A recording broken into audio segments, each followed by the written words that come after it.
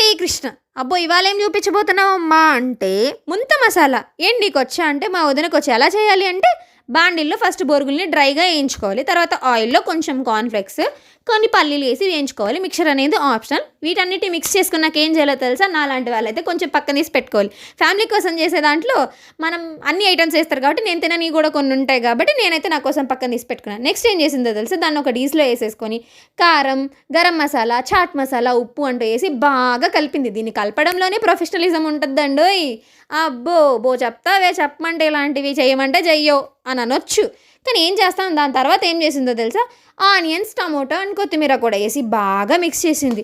నాకేమనిపించిందో తెలుసా? సడన్‌గా ఈ బిజినెస్ పెట్టుకుంటే మంచి లాభాలుంటాయేమో అని అనిపించింది. కానీ ఎక్కువ మనం చేయలేము. కొంచెం కొంచెం అయితే చేయగలుగుతాం.